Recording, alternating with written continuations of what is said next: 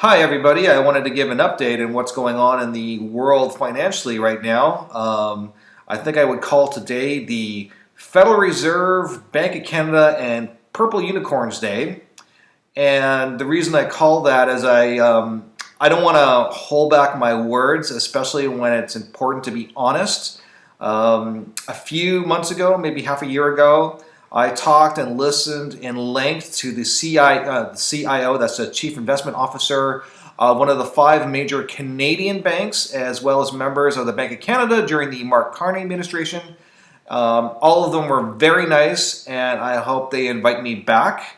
I also listened and read everything the Federal Reserve had said in the last 5 months about the healthy economy that the CIO of the Canadian Bank had brought up, as well as the members of the Bank of Canada, the former members, pardon me, and how it was time to raise interest rates in the face of me and others adamantly saying that they would never do it because they simply can't. And clearly we were wrong because they did it. So I have drawn some conclusions since then. First is that they're all very, very nice people, and but there's a but. They live in a bubble. Is it a bubble filled with purple unicorns and a sign that says no contrarians allowed, or is it a bubble filled with fear? Maybe it's both.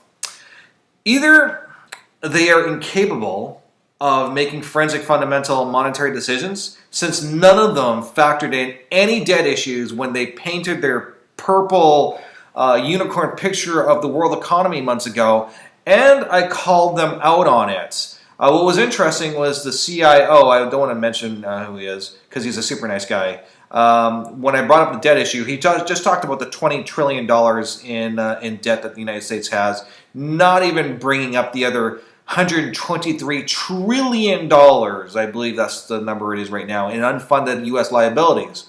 But hey, you know, what's $123 trillion in unfunded liabilities in the United States among friends?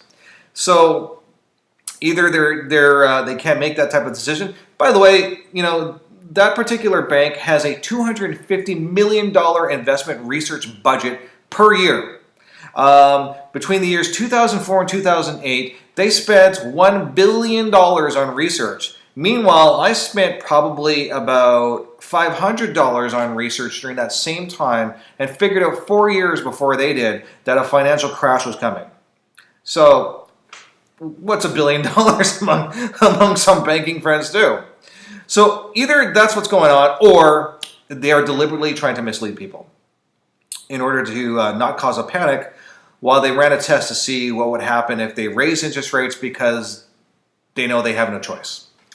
So Janet Yellen is speaking right now as I'm saying this. She recently came out and said their further interest rate hike plans hinge on whether the turmoil, the financial turmoil that's going on persists.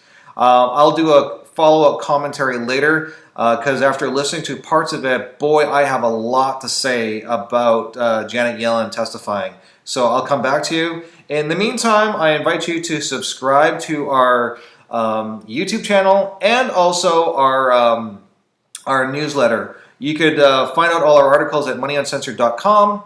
Anyways, I just want to wish you all a good day, and we'll see you next time.